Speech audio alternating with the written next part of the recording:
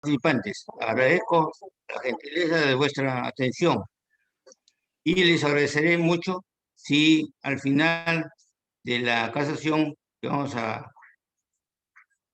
analizar me podrán ustedes hacer las preguntas que crean por conveniente, que gustosamente las absolveré. Para el efecto, debo manifestar que el reconocimiento de la maternidad subrogada, primeramente analizaremos la breve historia y luego algunas definiciones de este trabajo.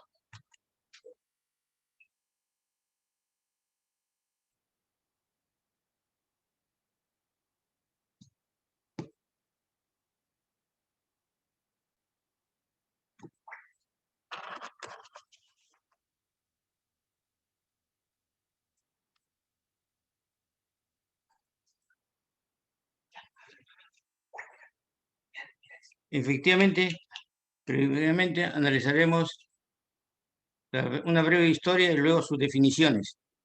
En la breve historia abarcaremos la época clásica, la etapa de Roma, la Edad Media, el siglo XIII, el siglo XIX y XX y la segunda mitad del siglo XX, y en lo que sucedió en Estados Unidos y respecto a lo que sucedió en el año 1978. Y abarcaremos algunas definiciones expresadas por los señores Phillips Coleman, Margaret Brasier y Bela Sánchez. Para el final, hablar sobre la Casación 563 de 2011, la cual analizaremos muy gustosamente.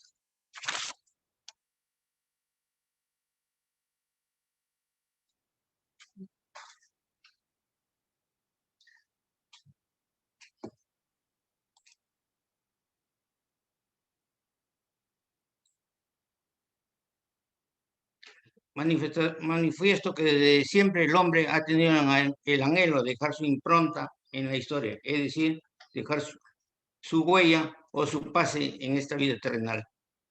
Ya en la época clásica, las mujeres asumían el rol protagónico por ser esa madre, formaba parte de su esencia femenina. El hijo era visto como un regalo de la madre al padre, siendo la madre quien formaba parte de su esencia femenina, y el hijo era visto como un regalo de la madre al padre. Eso se explica en la época clásica.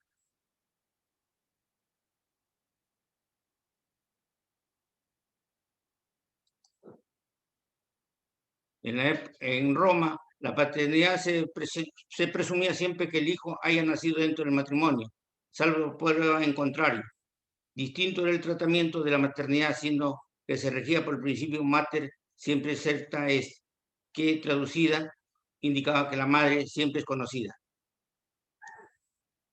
En el tiempo de la sociedad feudal les imponía a las mujeres la necesidad de tener hijos para poder ser reconocidos en ella. No solo se les consideró como productoras de niños, sino también se les empezó a asociar con la crianza y educación de estos, siempre subordinada a la autoridad del marido. Y como es de público conocimiento, en los tiempos de la sociedad feudal, el señor feudal era el que imponía sus caprichos regaladamente. Hablando del siglo XVIII, las mujeres serían vistas como responsables de la educación de sus hijos. Así los padres proporcionaban el sustento familiar.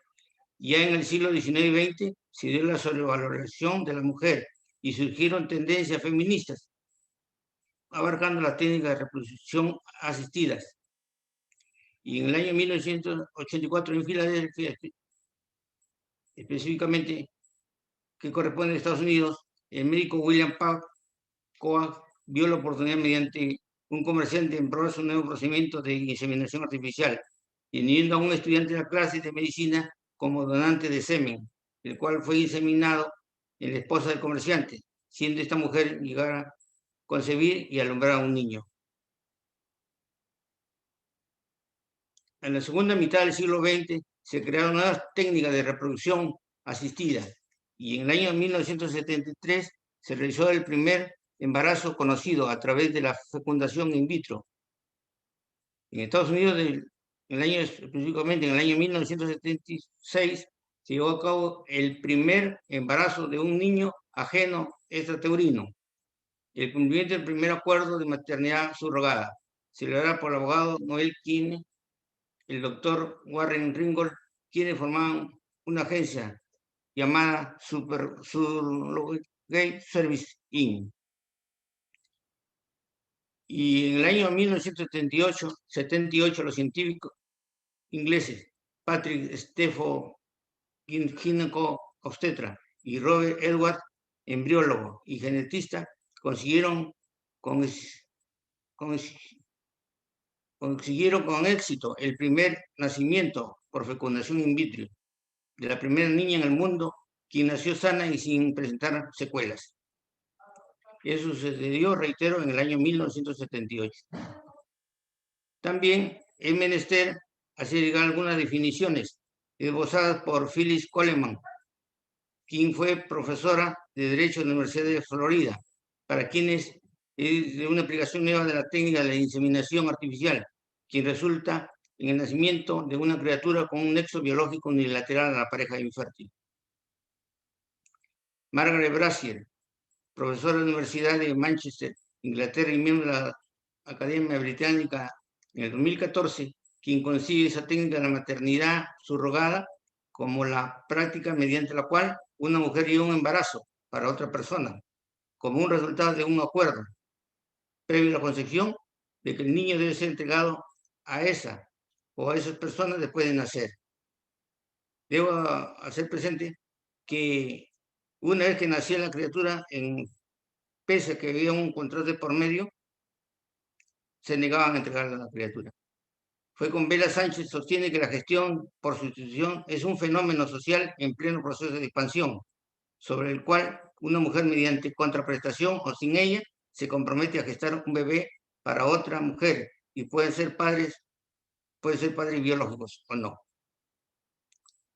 Esa explicación se han dado las definiciones han dado estos tres personajes como Phyllis Coleman, Margaret Brazier y Bela Sánchez. En lo que a nuestra jurisprudencia corresponde, no hay a la fecha artículo alguno que hable sobre esta maternidad subrogada, que es preocupación, debe ser preocupación de nuestros legisladores el saber aplicar, introduciendo este hecho nuevo a la vasta jurisprudencia civil que tenemos. Es más, en cuanto a la jurisprudencia que ha sentado el Poder Judicial en el expediente 563-2011 de la sentencia casatoria, y como estudiantes de Derecho deben saber que cualquier demanda que se interpone ante el juzgado de familia, en este caso por adopción, genera una sentencia. Esta se apela, si no está contento con los peticionados, y va a la sala civil, donde son 3 magistrados los que van a leer todo el expediente por la apelación interpuesta y luego declarará fundada o infundada, o la confirma o no. Del mismo modo, estas notificaciones puestas a las partes intervinientes, ellos pueden, si lo creen necesario, interponer el recurso de casación. En este caso, sui generis, se ha dado por lo que se emitió en el expediente la sentencia casatoria del 563-2011 de Lima, por lo cual la Corte Suprema de Justicia de la República, en la Sala Civil Permanente, declaró infundado el recurso de casación, porque no ameritó esta apelación interpuesta o esta casación interpuesta.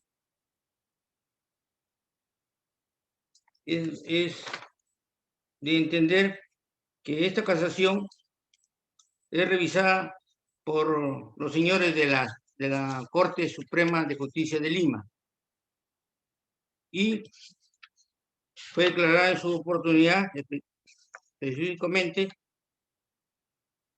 declarada infundada. ¿Por qué? Porque no se dio razón a la parte demandante, que fue la señora Dina Felicitas Sansone, Palomino, Quicaño, y Giovanni Sansone fueron los demandantes. Y estuvieron contra la Zenaida Castro Muñoz, que fue la demandada. En este caso, vuelvo a reiterar que la persona Isabel Zenaida Castro Muñoz fue la que interpuso el recurso de casación para que esta sentencia fuera enviada a la Corte Suprema de Justicia de Lima, donde declararon, vuelvo a reiterar, fundada, por haber sido declarada fundada en segunda instancia, es decir, ante la Sala Civil, la petición de adopción de menor.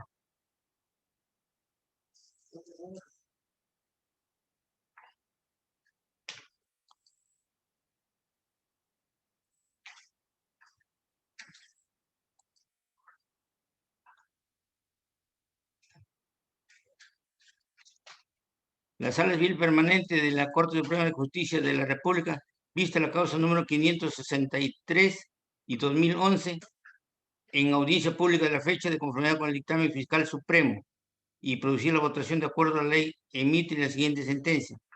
Materia del recurso. Se trata del recurso de casación de fojas 663, interpuesto por la demandada Isabel Zenaida Castro Muñoz, contra la sentencia de vista de fojas 1892, de fecha 30 de noviembre de 2010, que confirma la apelada de fecha 15 de abril del año 2010, que declara fundada la demanda de adopción por excepción, incoada a fojas 90, subsanada a fojas 106, que declaró a la menor Victoria Palomino Castro, hija de don Giovanni Sansón, y de doña Dina Felicita Palomina Quicaño, nacida el 26 de diciembre de 2006 en el distrito de San Borja, en lo seguido con Dina Felicita Palomino Quicaño y Giovanni Sansone, con Isabel Zenaida Castro Muñoz, sobre adopción de menor. En cuanto a los fundamentos del recurso, esta Sala Suprema, mediante resolución de fecha 6 de julio del año 2011, declaró procedente el recurso de casación por la causal de infracción normativa sustantiva de los artículos 115 y 128, inciso B, del Código de los Niños y Adolescentes, y 378, inciso 1 y 5, y 381 del Código Civil. Es decir, esos fueron los fundamentos del recurso de la casación. La presente casación acerca del primer caso de vientre de alquiler en el Perú se enmarcó en un supuesto de adopción, donde se evidencia que las partes acordaron una fecundación asistida con la intención de mejorar su situación económica, producto de lo cual nació una menor de nombre Victoria Palomino Castro, quien fue entregada a los demandantes desde que contaba con 9 días de nacida, renunciando y desatendiéndose de este modo y por completo las responsabilidades como padres. El objetivo era determinar la procedencia de la adopción derivada de un acuerdo de vientre de alquiler, identificar si la ausencia de voluntad de la madre que adquirió su vientre de alquiler pueda impedir la adopción del menor.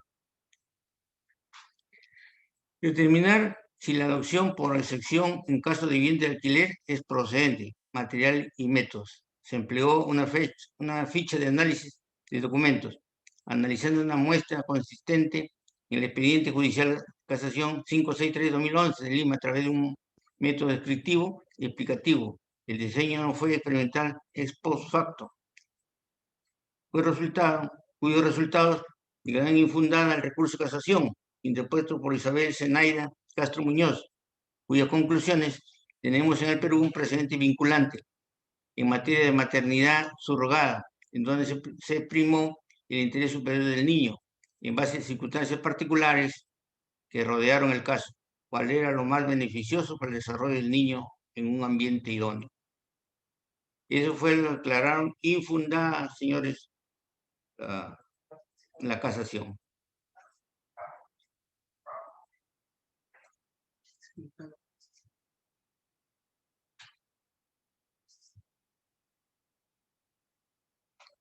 Debo hacer presente que esto fue presentada, como reitero, por la demandante Dina Felicita Palomino Quicaño y su esposo Giovanni Sansone contra Zenaida Castro Muñoz, o sea, la demandada. Y la demanda fue por la adopción de menor por excepción incoada. La misma que se ventiló por un proceso abreviado con una demanda de adopción de menor.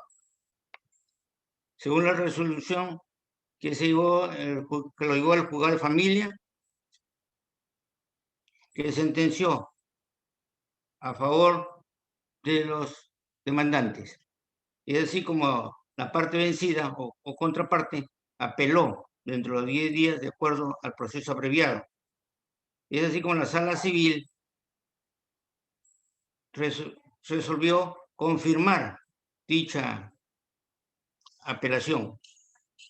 Y es por ello que la parte demandada, no contenta con ella, específicamente la señora Isabel Zenaida Castro Muñoz, creyó por conveniente entre 10 días interponer el recurso de casación, el mismo que ha sido materia de análisis ante la Corte Suprema y que ha declarado infundado dicho recurso de casación. Es todo, señores. ¿Algunas preguntas al respecto?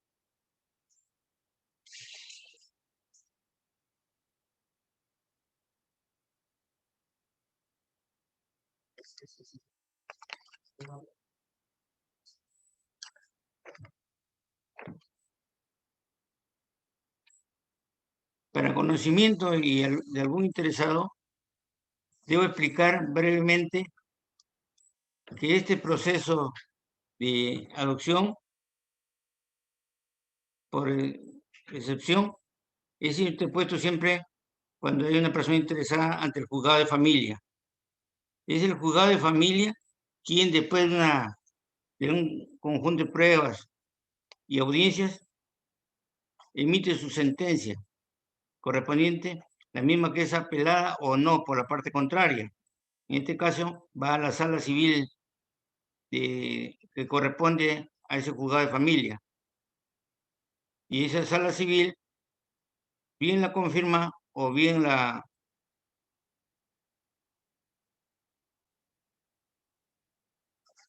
rechaza dicha confirmación.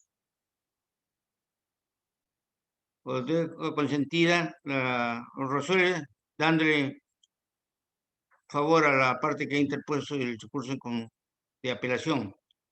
Y dentro de 10 días se interpone el recurso de casación ante la Sala Suprema, la misma que por motivo de conocimiento público y que a esa Sala Suprema van de todas las 21 Cortes de Justicia del Perú, se demora casi 6 meses a un año en resolver dichas casaciones.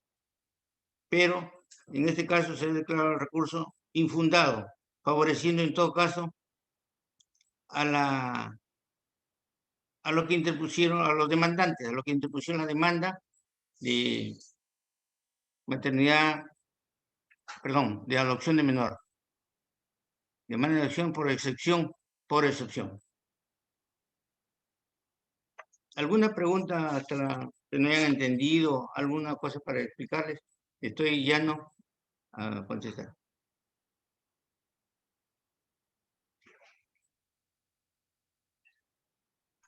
Doctor, buenas noches.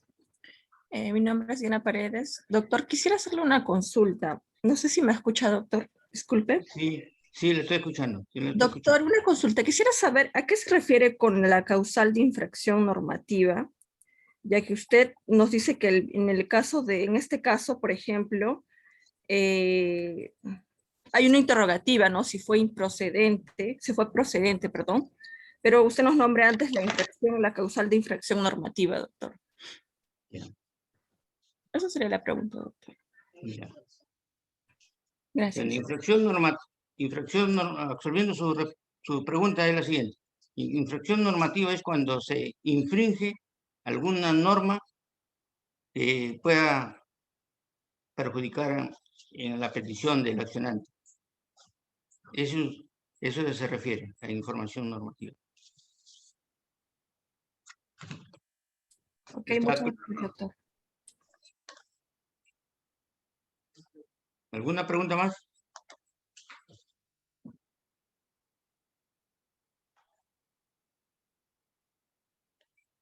Aún no están decididos. Doctor, buenas noches. En el caso concreto, doctor, ¿cuál es la norma que se ha infringido, doctor? Bien.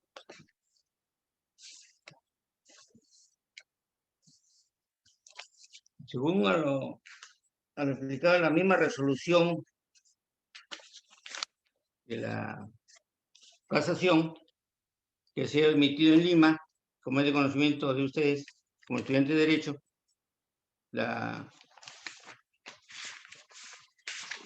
al final de la sentencia explica acá, la materia del litigio ha sido correctamente resuelta, no habiéndose infringido norma alguna, pues de primar el interés superior del niño. En base a eso los vocales han determinado que declaran infundada merced a que la criatura va a estar en buenas manos.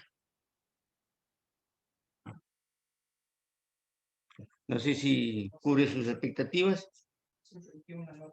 Es decir, no se infringió ninguna norma. Doctor, en todo caso, lo que se ha aplicado es el principio del interés superior del niño y del adolescente. Sí, correcto, correcto. Sí, Esa es la interpretación correcta entonces de esta jurisprudencia. sí, sí, sí. Esa es.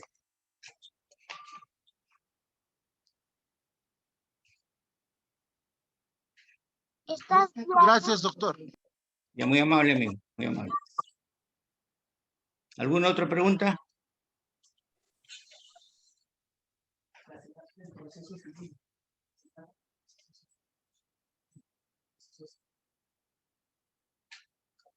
A propósito, voy a explicarles las etapas del proceso civil referidos a este caso de subrogación.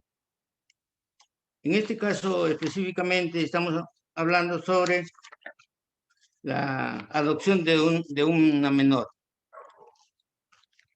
Existen los padres que son los demandantes, los padres que han recibido la criatura y en contra de la demandada. Es decir, específicamente en este caso, es la señora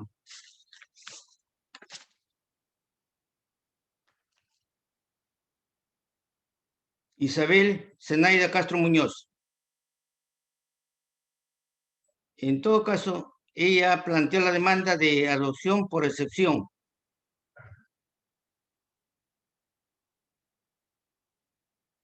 Y no les han dado la razón a la señora Dina Felicita Palomino Quicaño Sansone y su esposo Giovanni Sansone contra Zenaida, Isabel Zenaida es la demandada.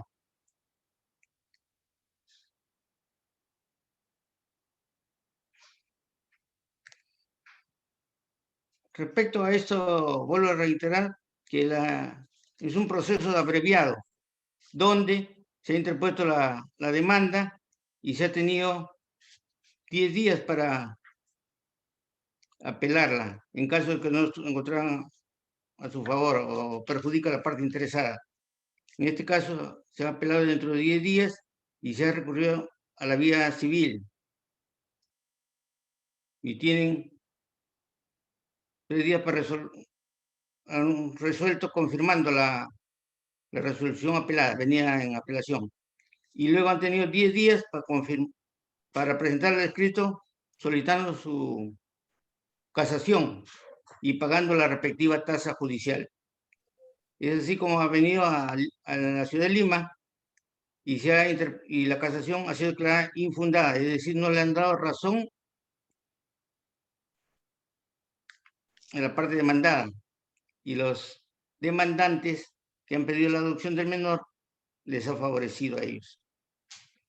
Ese, repito, el trámite procesal de esta.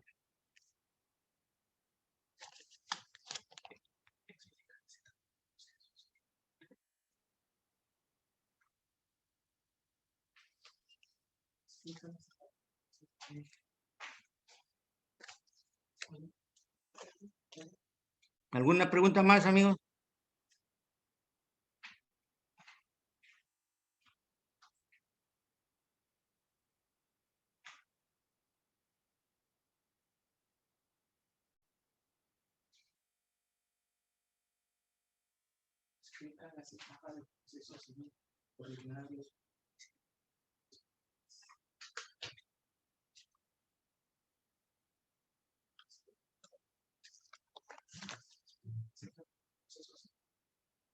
A continuación, voy a dar una explicación de las etapas de un proceso civil, sea en la vía sumaria, en la vía abreviada y en la vía de conocimiento, en la etapa de conocimiento. En la primera, en la sumaria, los 3 días son primero se interpone la demanda, luego tienen 3 días para que puedan apelarla. Y pasa a un ente superior o a un juez de familia en este caso. Y en el proceso abreviado,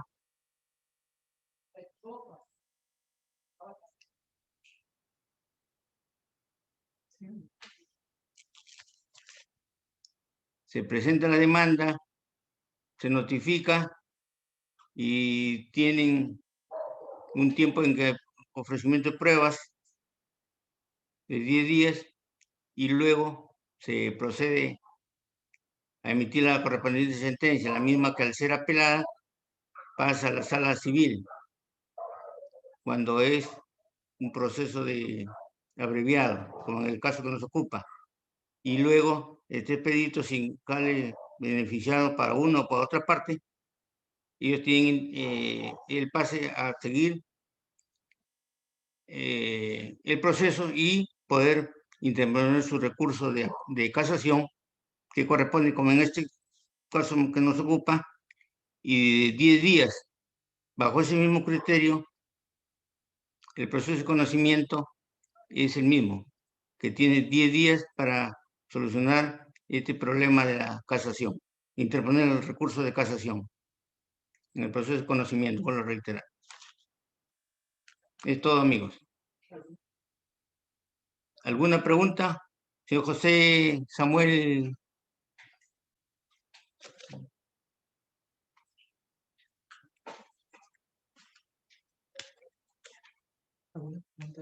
Sí, buenas noches. Sí, diga, amigo José Samuel. Diga. Cuando uno está haciendo una casación, cuando dice voy a hacer la casación, tu defensor, ¿cuántos días tenemos hábiles después de la sentencia para hacer la casación? Ya. Los 10 días que le estoy diciendo para interponer el recurso de casación. Y ya después depende pagar dentro de esos 10 días, pagar la tasa correspondiente para que pueda ser remitida a Lima de la instancia anterior. Ah, ya, Porque todos los procesos que terminan así en sentencia de este tipo se van de frente a Lima. Y en Lima, como le he explicado anteriormente, ya a veces demoran 6 meses o un año para dilucidar este problema, en razón que el mismo trabajo de todas las cortes, que son 21 a nivel nacional, remiten sus casaciones a la ciudad de Lima, donde he visto por 5 vocales, 5 personas son vocales. Y ellos son los que deciden la- lo remitido a dicho ente organizativo. Ya, gracias. Queda en Ya, sentido. muy amable, amigo. Esto, señores, ¿eh?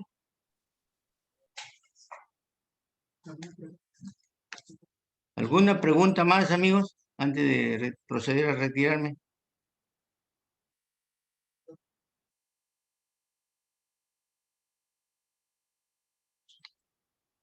Tengo tiempo yo para atenderlos y alguna consulta que tengan o algo que haya quedado duda respecto sobre la exposición que he efectuado, ¿ha quedado en duda alguna cosa para... Doctor, buenas noches. Buenas noches, amigo. La participante Melanie consulta, ¿no? Doctor, buenas noches. ¿La maternidad subrogada tiene clasificación según nuestro ordenamiento jurídico? No, porque como he hablado, esta figura jurídica no está amparada por nuestra legislación actual y queda en manos de los congresistas emitir la correspondiente ley con la finalidad de que sea asimilada por los procesos civiles, en los procesos civiles o en el Código Civil. No está normada, vuelvo a reiterar, no está normada. Solamente, vuelvo a repetirle que esto debe ser análisis más extenso con la finalidad de poder hacerle llegar a nuestros legisladores a fin de que emitan una mejor resolución y pueden ser ingresadas en el Código Civil. Porque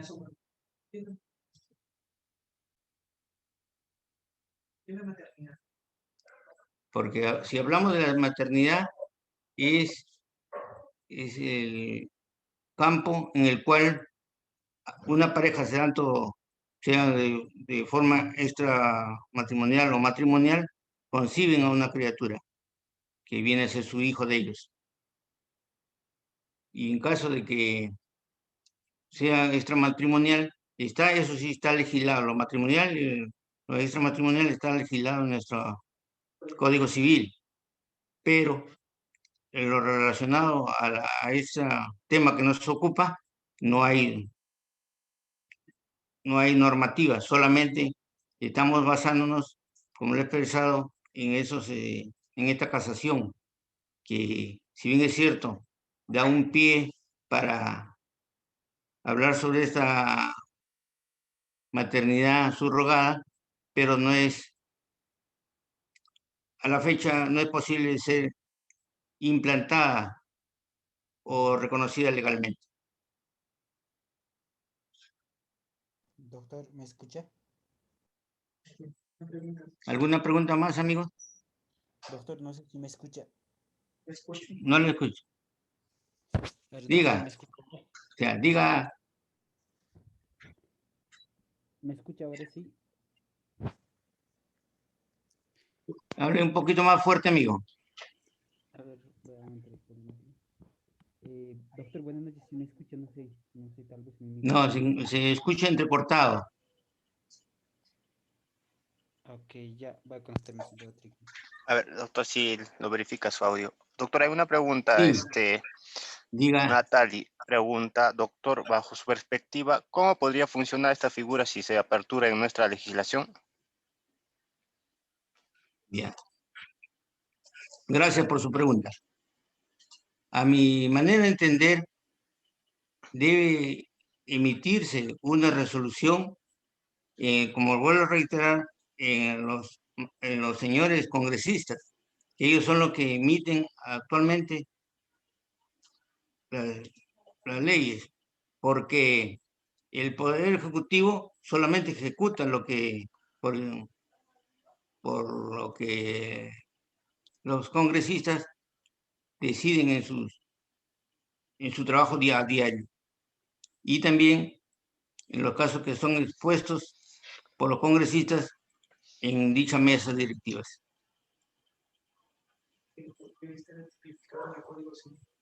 En realidad, de este tema debería estar tipificado en nuestro Código Civil, pero como reitero, no hay nada al respecto.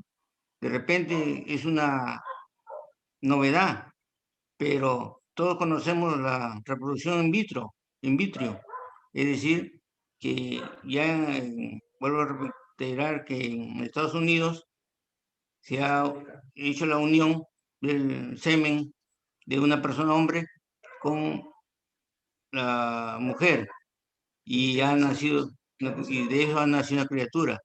Por eso, que no es su esposa, que no es su esposa. Y ha sido dado con la finalidad de tener criatura, o sea, un hijo que mantener y cuidar. Más cuando se está dando últimamente el caso que hasta hay parejas de hombres que se están casando y en algunas legislaciones como Argentina se está permitiendo que se case hombre con hombre. Entonces, al no tener el hombre una pareja que hace la función de mujer, se permite que también que puedan usar este tipo de maternidad subrogada. O también hay casos que personas que siendo felices en su matrimonio no pueden tener hijos, no pueden concebir hijos. La madre no puede concebir hijos.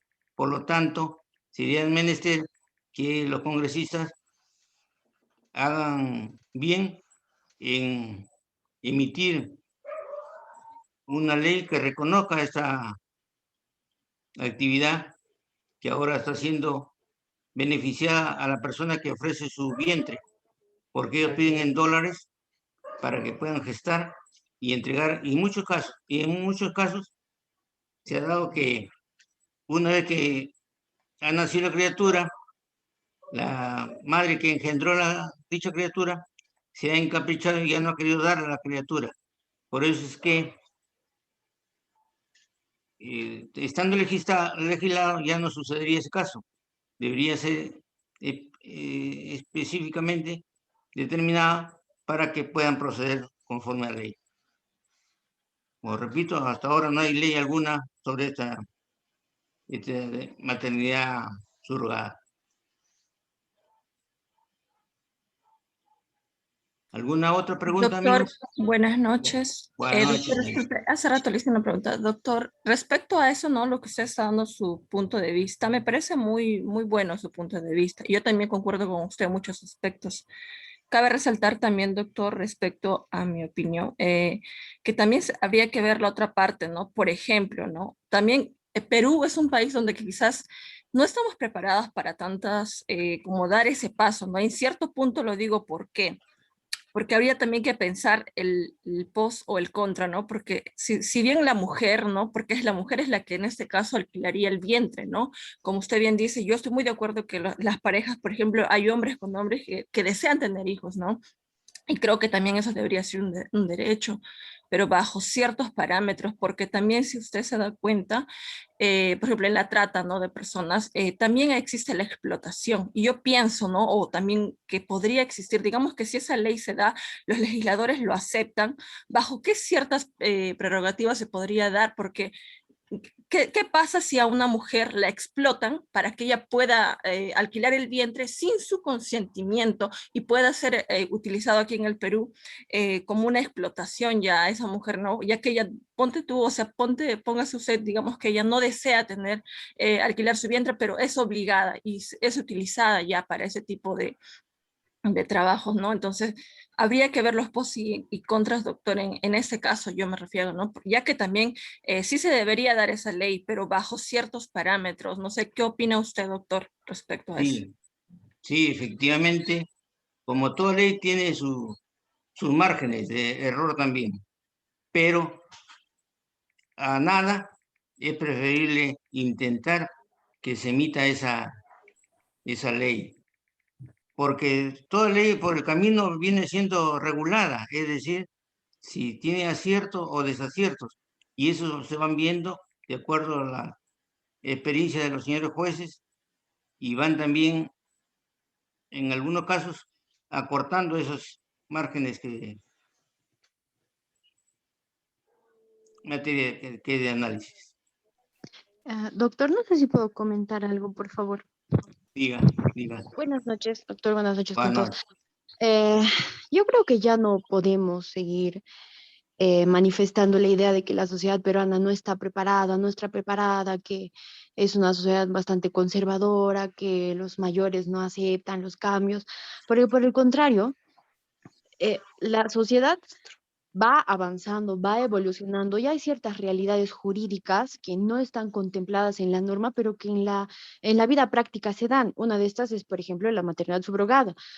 Em, entonces, al momento de que el Estado peruano no contemple la necesidad de regular esta figura, porque hay un sector de la población que tal vez es minoritario, que precisamente sufre de ciertas enfermedades como es la infertilidad o la esterilidad, y como han manifestado, no pueden las parejas heterosexuales procrear por sí mismas, o por otro lado, que las parejas homosexuales tampoco tengan reconocido su derecho a formar una familia. Entonces, por ahí se van afectando derechos fundamentales de esta minoría, pero que, valgan verdades, es parte de la población, son ciudadanos y tienen derechos, que el Estado tiene que poco a poco ir protegiendo, efectivizando. Entonces, yo considero que sí es latente la necesidad de regular esta figura, y ya no podemos em, encuadrar nuestra mente en que ya la sociedad no está preparada. Lo mismo sucede con el matrimonio homosexual igualitario, lo mismo sucede con la eutanasia, con el aborto. Son ciertas figuras que a nivel mundial, pues poco a poco ya se están recogiendo, y el Perú no tiene por qué quedarse atrás, y es una realidad. Por ejemplo, les pongo el caso de, no sé si conocen, a este conductor Ricardo Morán, que le he estado siguiendo un poco el paso, porque también da algunas conferencias respecto a su caso en particular, de que ha tenido que recurrir a Estados Unidos para practicar lo que es, ¿no es cierto?, la fertilización in vitro, con una madre con la cual ha hecho un contrato para que le alquile el vientre. Entonces, allá en Estados Unidos, él conoce a la madre que ha gestado a sus hijos, pero no conoce a quien ha donado el óvulo para que él pueda procrear a sus hijos con otra madre que ha gestado, ¿no es cierto? Entonces, una vez que ha podido procrear a sus hijos, allá el Estados Unidos le ha reconocido que él es el padre, pero no tienen madre conocida, y allá en Estados Unidos pues solo se necesita el apellido del padre. Entonces, una vez que han llegado aquí al Perú, no los ha podido inscribir en RENIEC porque le obligan a que ponga el nombre de la madre, como dice la norma. Y él no conoce el nombre de la madre porque hay un contrato de confidencialidad en Estados Unidos. Entonces, para que sus hijos sean reconocidos ciudadanos, él se ve por ahí limitado. Ahí, por ejemplo, es un caso en el que sí se necesita regular esta figura. Y como él, deben haber miles de casos, como una pareja de chilenos que vino al Perú, también para sí, poder realizar la maternidad subrogada, y después, cuando quisieron sacar a sus hijos, pensaron que los estaban raptando. Entonces, como ha manifestado también la persona que me ha antecedido, en efecto, cualquier regulación nueva, o incluso cualquier configuración de cualquier situación nueva que se quiera plasmar en una norma, pues va a traer pros y contras. Cualquier persona puede decir, me están obligando a firmar un contrato para vender una casa. O sea, hay riesgo en todo, y no podemos dejar que, creo, esas cosas pues nos limiten para que no sigamos avanzando, ¿no? Al menos, por ejemplo, mi tesis de maestría es la regulación de la maternidad subrogada, y la tesis del doctorado es la protección o el reconocimiento del Estado peruano de los nuevos perfiles de familia que hay. No solo está pues el matrimonio, la convivencia, como se conoce, también hay familias homoparentales, familias que nacen a raíz de precisamente la maternidad subrogada o fecundación in vitro, o que recurren a las técnicas de reproducción humana asistida. Entonces, el Estado ya no puede quedarse ahí, tiene que sí o sí seguir avanzando y seguir protegiendo los derechos de estas minorías. Gracias. un agregado más, que a la fecha no está normado esa figura jurídica. No está, Exacto, no no está. está, no está. Por lo que es menester que nuestros padres de la patria limiten su análisis a esta figura jurídica, que es de data nueva. Doctor, Diga, amigo. Le ¿puedo escucho. dar una opinión al respecto, doctor? Sí, sí, sí. Doctor, pero acá no estamos viendo algo, que el derecho debe estar legislado para la gran mayoría, no para una minoría. Y otra cosa, doctor, ¿cómo se llama? La gestación subrogada, ¿no? No puede Maternidad subrogada. colisionar con el derecho del, claro, no puede subrogar, no puede mellar el derecho del interés superior del niño y del adolescente, que no solamente está protegido por el Perú, está protegido por los convenios internacionales, el derecho del niño y del adolescente. Debemos tener algo a priori, el concepto de interés superior del niño es que el niño tiene el derecho a tener padres, no así el que quiere adoptar. Él tiene que probar que tiene requisitos para considerarse como padre, ¿no? En ese caso, se estaría vulnerando el principio del interés superior del niño y del adolescente. Ahora bien, doctor, si tanto se quiere apoyar a una minoría, sabemos que en el Perú existen gran cantidad de niños que no tienen padre ni madre, están en orfanatorios. O sea, no podemos hacer una ley vulnerando el derecho de esos niños a poder ser adoptados, ¿no? Para mí colisiona, doctor, con el interés superior del niño y del adolescente, ¿no? Porque si no habría niños para poder adoptar, perfecto, la ley debería darse. Pero en este caso en el Perú hay gran cantidad de niños que no tienen padre y madre producto de muchas circunstancias que se dan. Por eso digo que el derecho, pueden ser padres, yo no tengo nada en contra de las familias que, bueno, dicen que tienen derecho, para mí no tienen ningún derecho, el derecho es para varón y mujer a nivel nacional y en el mundo, pueden adoptar, ¿no? Si quieren criar un niño, ¿por qué? Porque no puede haber una desigualdad, o sea, querer tener una madre mediante una subrogación, ¿a efecto de qué? De vulnerar a tantos niños que están en orfanatos, abandonados, o sea, colisiona, doctor. Por eso yo digo, el derecho, me lo han enseñado, siempre el derecho está dirigido a la gran mayoría, no a una minoría, doctor. Hay que recordar eso, doctor. Gracias.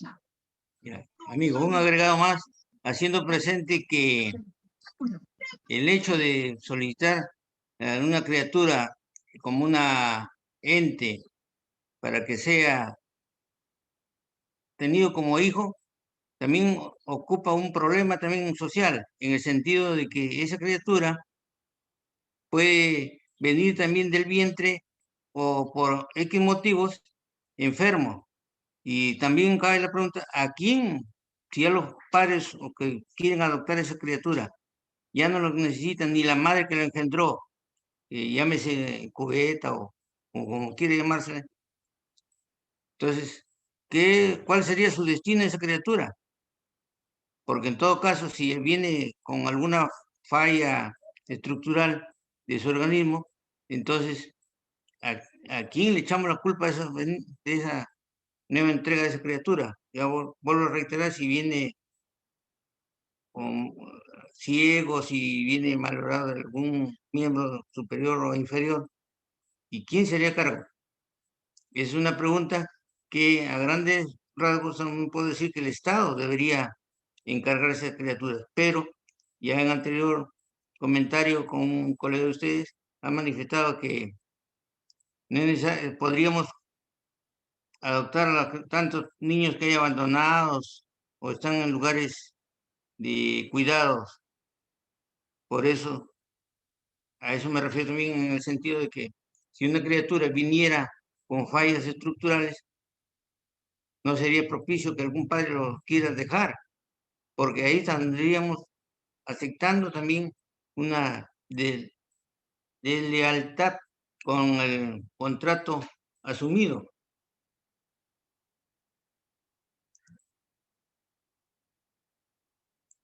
¿Alguna otra pregunta, amigos?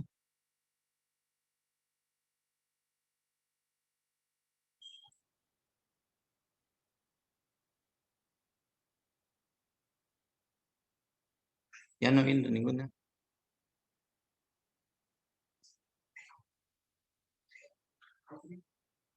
Rodrigo, ¿alguna pregunta más? Solicítela por ahí. Doctor, el participante Runa Kundori escribió: ¿qué opinión merece? Decenas de peruanas ofrecen su vientre en alquiler en internet por montos que van desde 40.000 hasta 70.000. Además del pago, la pareja contratante acuerda correr con todos los gastos de la madre subrogada durante su gestación, exámenes, ecografía, vitaminas, parto, etc.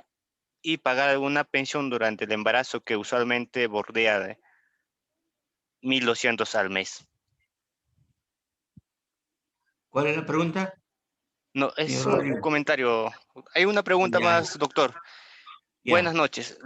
Buenas noches. Le falta la regulación de la maternidad subrogada. ¿En qué sentido vulnera el interés superior del niño? Ya.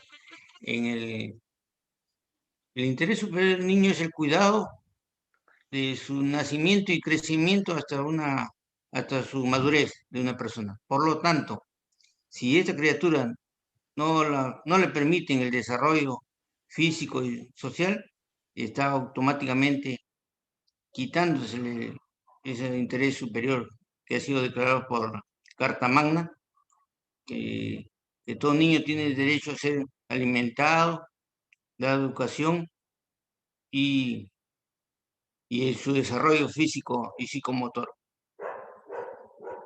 Es todo, amigo. Disculpe, ¿puedo comentar algo, por Sí, favor? diga, Ok, sí, señorita Lucero, sí, ok. diga. Respecto al comentario de mi compañero que habló hace unos instantes, la verdad, bueno, creo que queda claro de que este tema es muy controversial, ¿no? Para empezar, que se ven diversos factores inmersos en esto, tanto temas políticos, sociales, incluso económicos. Ya, respecto al punto que señaló que hay muchos niños que se hallan huérfanos, ¿no? Y que una persona debería, en vez de acceder, digamos, a esta figura, debería adoptar. ¿Por qué no lo hace, no? Bueno, yo considero que, por ejemplo, es dejar a un lado una realidad que se está dando hoy en día, como el tema de la infertilidad o la esterilidad. Son personas que desean tener hijos propios, pero que por ciencias biológicas no pueden. Entonces, eso sería negarles como que un derecho o derechos que les pertenecen por simplemente el hecho de ser seres humanos y no simplemente porque se hable de una mayoría o una minoría, debe hablarse de un derecho. No simplemente por ser seres humanos tenemos derecho. Entonces, creo que no está bien señalar o hablar en términos de mayorías o minorías. Creo que eso está mal.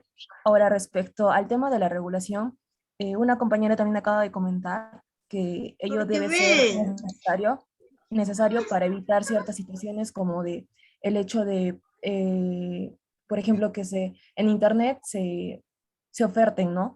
De vientres de alquiler a tal y tal precio. Entonces, es necesario que se regule para evitar también esos abusos, por decirlo así, ¿no? Para que esto no se genere como una especie de comercio o una especie de lucro de algo que no debería ser así. Entonces también depende en parte de cómo o bajo qué concepto se pueda legislar dicha figura, porque en doctrina también hay un montón de posiciones que son contradictorias. Hay algunos que consideran maternidad subrogada de una forma muy amplia y otros que no. Y incluso hay vacíos que se generan, por ejemplo, en el artículo 7 de la Ley General de la Salud.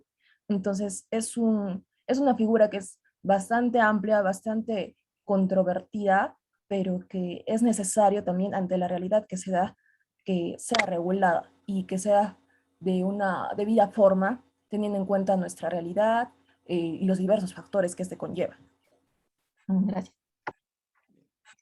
Al respecto, debo indicarle lo siguiente, que dice un dicho, que echa la ley, echa la trampa, pero todo puede ser regulado por nuestros congresistas, pero también si no se le da el camino, se le encausa bien, esto no puede funcionar.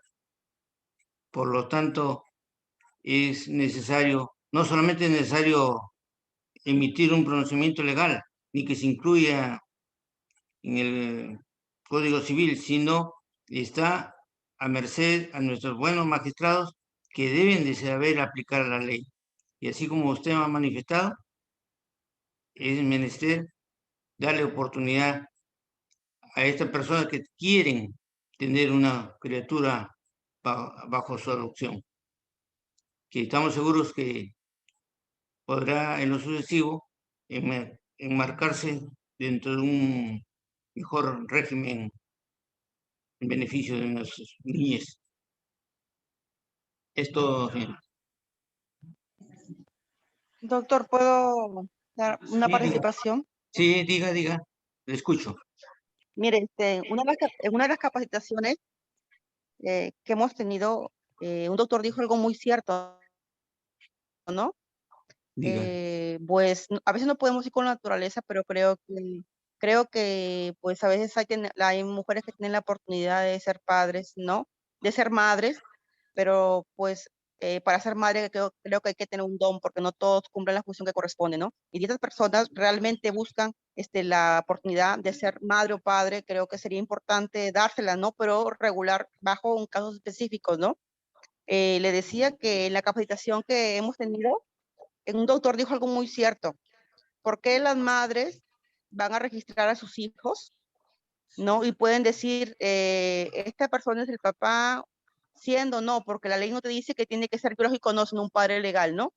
¿Y por qué una madre podría también hacer eso, no? Porque nos mencionó que un tipo de discriminación, ¿no? ¿Por qué él no puede ser mi hijo si hablamos de una madre legal, no? Solamente pues porque esto no está realmente regulado, ¿no?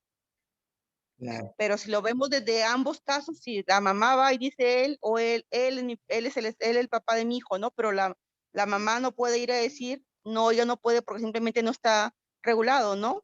Porque si no, pues podríamos hablar de una madre legal y un padre legal, ¿no? No solamente el tema biológico. Ya.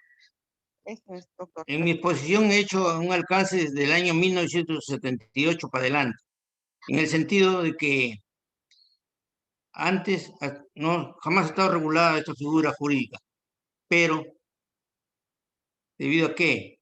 A que pues justamente por eso lo que usted manifiesta, que hay en los registros civiles, específicamente en la RENIEC, solamente va a firmar el padre, más no la madre, nunca la hacen firmar a la madre.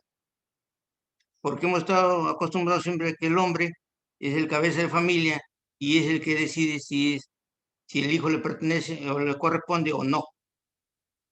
Cuando la madre debe tener también, como usted manifiesta, la oportunidad también de decir, él es el padre. Ella mejor que nadie debe saber a quién le corresponde ese hijo nacido o por nacer. No sé si cubre sus expectativas, pero a lo que usted me hace su pregunta, le estoy contestando en ese estilo.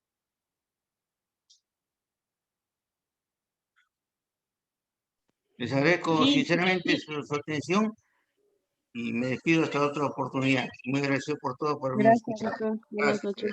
Gracias, Gracias. doctor. Buenas noches. Gracias, Felicitaciones. doctor. Muchas gracias, doctor. Muy amable, muy amable. Estimados Hasta participantes, luego, doctor. antes que se retiren, comunicarles que esta clase es parte de este curso especializado, estudio de plenos casatorios, jurisprudenciales, vinculantes y casos en materia penal, civil y constitucional y laboral. Ya tenemos la cuarta sesión con la clase de hoy, aún falta 4, total son 8. La certificación por 80 horas académicas, el costo igual a 80 soles. La otra clase que nos toca, la sesión 5, es análisis del pleno jurisdiccional nacional civil 2021. Y la sesión 6 es derecho penal y procesal penal, análisis del pleno jurisdiccional nacional con el doctor Rosas Yataco, y la séptima con el doctor Jorge Luis. Lo que vamos a tocar el tema de derecho laboral y procesal laboral, análisis del pleno jurisdiccional nacional 2021. Doctores, la clase 5 también va a ser igual el día viernes 8 p.m. El ingreso a todas las clases de Euriápolis es totalmente libre, de forma gratuita. Si quieres certificarte, también te damos todas las garantías. Tenemos un sistema de certificación para lo que es certificación digital. y los certificados también salen en físico, ¿no? Firmado por el Colegio de Abogados de Ayacucho. Muchas gracias, estimados participantes. Con esto finalizamos la clase.